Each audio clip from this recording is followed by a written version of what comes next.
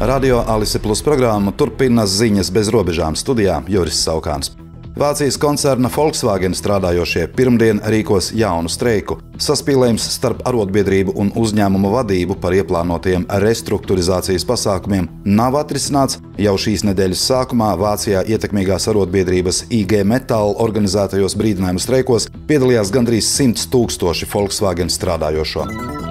Vācijas parlamenta apakšpalāta, jeb Bundestāgs, šodien debatē, vai piegādāt Ukrainai tāla darbības rādījusa raķetes Taurus. Apspriešanu ierosināja Brīvo demokrātu partija, kas pagājušajā mēnesī pameta valdošo koalīciju.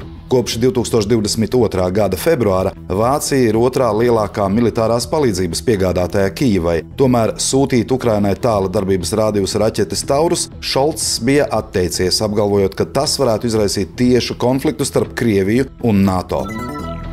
Priekšlikums nākamā gada valsts budžetā sociālajiem darbiniekiem nodrošināt piemaksas pie algas šodien nesaņēma Saeimas deputātu vairākuma atbalstu. Kopumā šim nolūkam būtu nepieciešami vairāk nekā 1,8 miljoni eiro.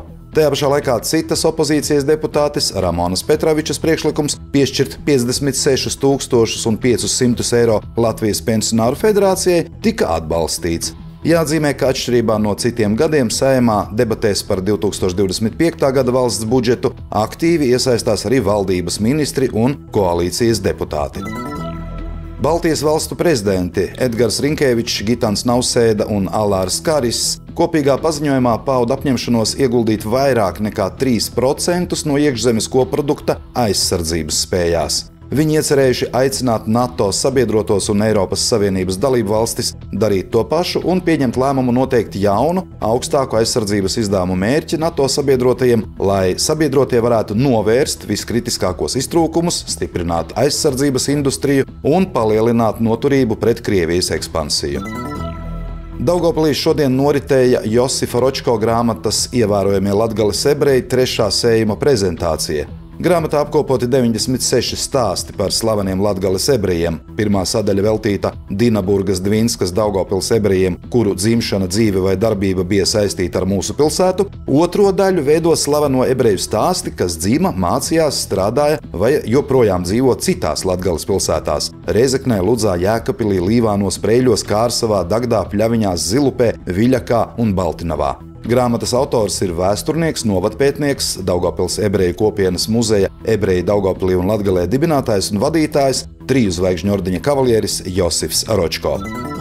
Rīt no 10:00 līdz 12:00 tirdzniecības centra Ditton paviljonā Galerija norisināsies bērnu un jauniešu sporta festivāls Atrodi sevi sportā. Šis būs jau 4. festivāla posms – svarcelšana. Bērni un jaunieši kopā ar vecākiem tiek aicināti piedalīties festivālā, lai izmēģinātu savus spēkus svarcelšanā. Pasākuma laikā organizatori gādās ne tikai par sportiskām aktivitātēm, bet arī par jautru muzikālo pavadījumu un balvām no atbalstītājiem. Latvijas Investīciju un attīstības aģentūra paziņojusi konkursa Eksporta un inovācijas balva rezultātus. Balvu kategorijā eksportētākais jaunais turisma produkts biedrību nodibinājumu plānošanas reģionu vai pašvaldību iestāžu grupā saņēma Daugavpils Tehnoloģiju un rūpnieciskā dizaina centrs Inženieru arsenāls. Kā pastāstīja organizatori, šīs kategorijas balvas pretendentu noteikšanas ietvaros tika meklēti uzņēmumi Latvijā, kas radījuši produktus un pakalpojumus, kas spētu piesaistīt turistus neatkarīgi no lieliem attālumiem vai robežām. Tie ir inovatīvi produkti ar augstu pievienoto vērtību, kas attīstās ņemot vērā vietējās kultūras, sociālās un ekonomiskās īpatnības, vienlaikus saglabājot un vairojot šīs vērtības. Savukārt mēs pievienojamies apsveicējiem, novēlot arī visiem mūsu klausītājiem lielisku nedēļas nogali 2. adventas noskaņā. Studijā bija Juris Saukāns, par ziņu bez robežām saturu atbild SIA Alise Plus, projektu finansē Mediju atbalsta fonds no Latvijas valsts budžeta līdzekļiem.